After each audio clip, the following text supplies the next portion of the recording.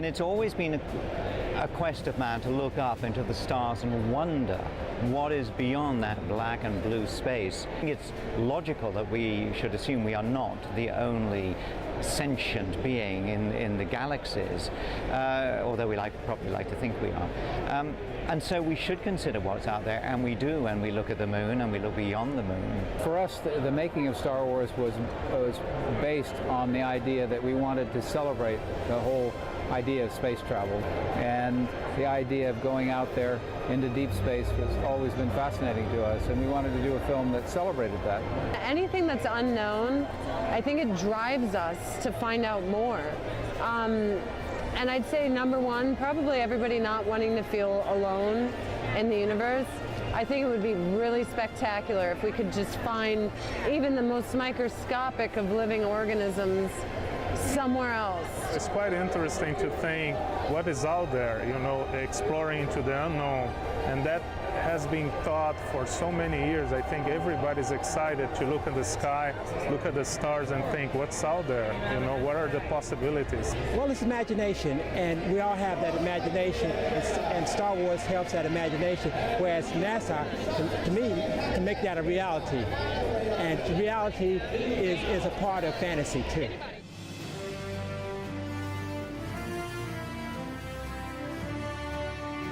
You know, something along the lines of a hyperdrive. I'd like to see the hyperdrive. Hyperdrive and faster than light travel. Light speed. Spaceships that can take you quite quickly from one planet to another. Well, I certainly think, obviously, the ability to travel between galaxies and that sort of thing to make it outside of our realm of understanding, because it's such a limited scope that we have.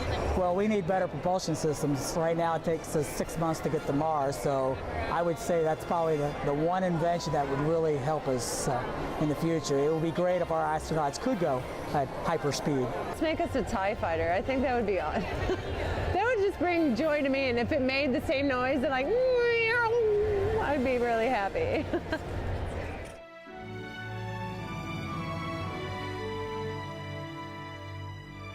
The whole watching of the countdown of the rockets at Cape Canaveral, and the technology of what you hear on the intercoms, and a lot of the written material. In fact, some of the artists that we used for inspirational concept art were ones that had drawn a lot of NASA stuff, and so we were very inspired by what was really happening, including the landing on the moon. And I always thought, wow, if I could only do some work that would be related to space. And after so many years, I had the opportunity of working with NASA and having an experiment at the International Space Station. So it's like a dream coming true. But the things that happened in the film Star Wars is now happening in real life. And it's very exciting. I mean, really, every day there's something new. Where I got to meet a lot of scientists and so on from Harvard and CMU and all that kind of thing. And so many of them had been inspired to become scientists because of Star Wars. Really, art can inspire science and vice versa.